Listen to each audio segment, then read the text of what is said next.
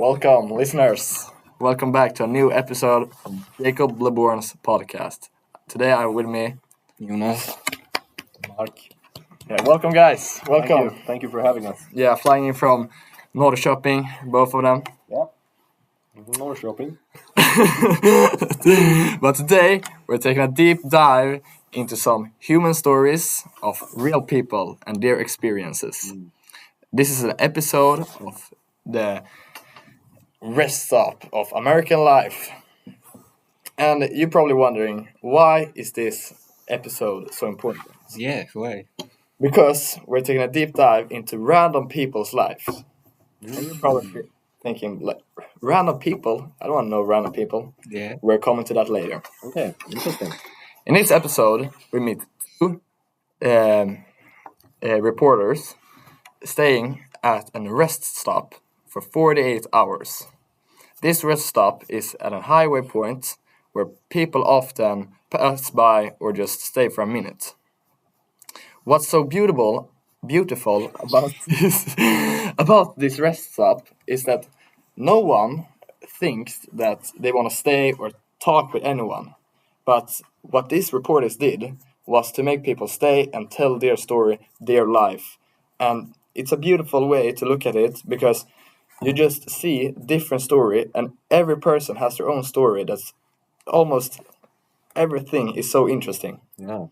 Because first out, we get to meet like people you see every day. Those who go there every single day, working, has a job there, or just studying. Like we met 5 guys from Poland and 5 girls from Ukraine, and they were always partying every single night. And the host of their house always walked past this rest stop and was always so anxious of what they were doing. And after 5 minutes, we get to see the Polish guy who is having these parties get mad, and they have a discussion. And it's interesting stories we see at little places that we don't think are so interesting. And we can call this place the in-between, because really, you're not supposed to be there. You don't think this is a stop I'm here to talk with anyone with. So it's like it goes out of your routine. So it's not a part of your daily repetition. And it's surprisingly how people want to share their story. What do you think about this? Well, I think that people share their stories because maybe everyone they don't have someone to talk to. Yeah. So finding a random person to open up to might be their way to speak out about things and get things off their chest. Yeah. Because sometimes the best thing you can do is just open up to someone. Yeah. And most of us have some like emotional barrier. Yeah. But if we talk to a stranger, they will never remember this, or they think they will forget this because it is at the rest stop, the in between. So they just tell you everything that you're not supposed to hear. And I think that is interesting. What do you say, Jonas? Yeah, I agree. To speak to someone who you don't know, it's riskful, but Yeah. it's you probably think that this story won't be shared to Yeah. everyone, so you can let it out and still keep it as a secret. Yeah. You know. So yeah, I think it's a easy way to get something off your chest. Yeah. And most of the people we see in this episode are the same people that come to the same spot. But we get to meet other different people at night that are a little different. Like this one guy who stuck with me because of his story. He was a lonely driver, a man telling a story. And he's obviously worn out, he has driven a long way, and his wife has just left him. Okay. It's a pretty sad story. Yeah, that's tough. And he feels sick. It ended very quickly. And he opens up about his pain.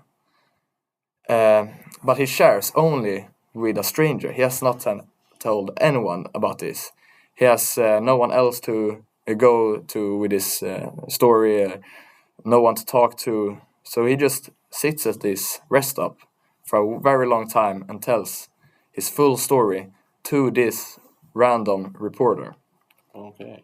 What do you think about this? Yeah, well, I think marriage is it's a big commitment, and as you said, it ended pretty abruptly. Yeah, Yeah. So maybe he's afraid of the opinions that his friends and family are gonna have on him for not being able to, hold up his marriage in a good way.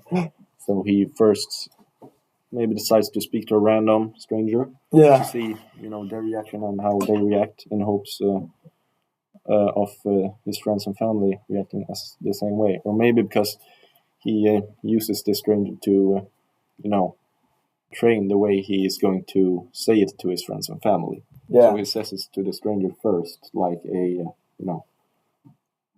preparation to Yeah. tell his friends and family. Let his tears out before he has to do it in front of his friends. Was the reporter the first person he met after? Yeah, he was driving away from. Yeah, That there might be a reason why also. He hasn't had time yet to tell anyone. Exactly.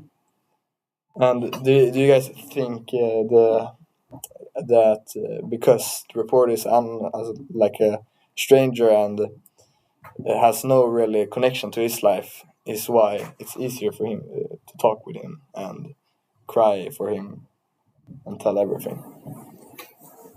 Yeah, I believe so. I mean, if you know that you're never gonna meet this person again, Yeah, he's like irrelevant in your life. yeah. So, yeah. And on this question, do you guys think that like the emotional response people get from you telling them a sad story about your life is a dangerous thing for us to do in a social society? Can you repeat? Yeah, I don't understand. Okay, let me explain a little easier. Yeah. Because when we tell something sad about ourselves, people change their mind about us. Yeah. They think differently about us. Yeah. Okay. And their perception of us. exactly. Yeah, I think, of course, it has an impact of other people's perception of us telling a random stranger an emotional story. I think that every person, they take things differently, and so I think every stranger is going to have a different view of you, probably. Yeah. But most are probably going to think that you are pretty brave, and they're going to have a very positive perception of you. You're a brave person for opening up to a random Yeah. about such an emotional thing. Well, it depends. I mean, if I were on the other side and someone came to me and told me, some random guy just told me his sad life story, I'll probably think it's a bit weird, because who am I to listen to your story? I think it would be interesting though to hear it, but yeah, I mean it depends what the story is, because if it's a very unique and not a Not a very special story. Yeah, if it's like a common story that happens to a lot of people, I would probably think like, well, okay, yeah, interesting, but I'm not the guy you should talk to about. Yeah. Furthermore, this story, his wife actually left him for a body, not a close body, but they have met a couple of times at parties and different places. Yeah. And this guy comes back like the second day and tells us that he met someone new. So he's extremely happy. And it's like a good ending for this rest stop. It's the last thing they get to hear. So it's very beautiful.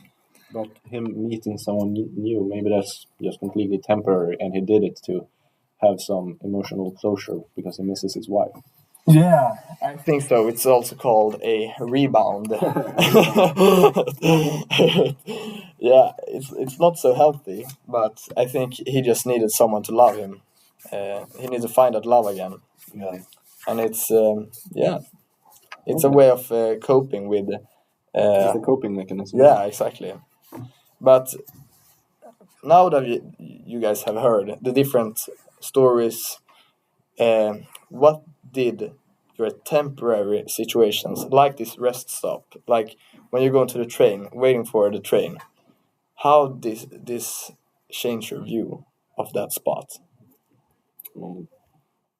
Um, I haven't experienced something like this, so it hasn't changed my view.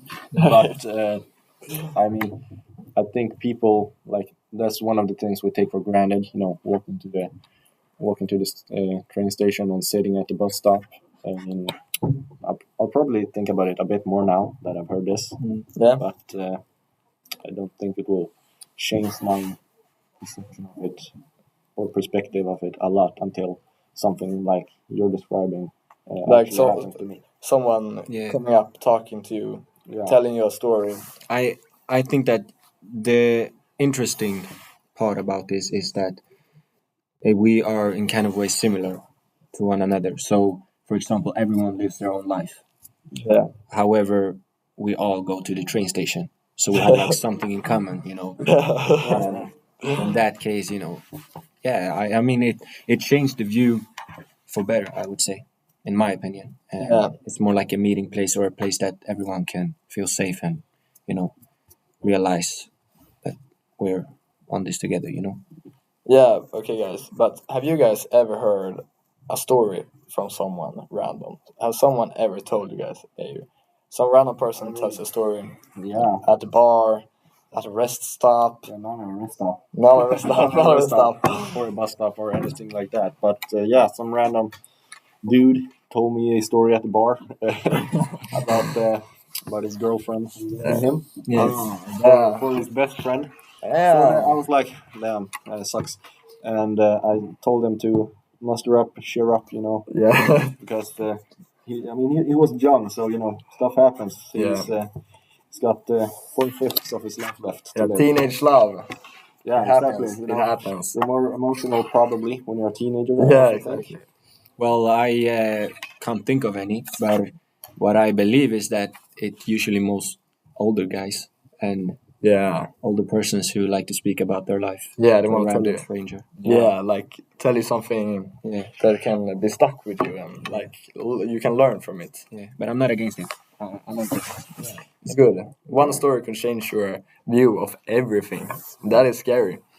Okay. But yeah, well, I think guys we're gonna close this up now. Oh, man. So we're gonna say goodbye to Jonas and Mark, and they're going to Bye. leave to Norrköping tomorrow.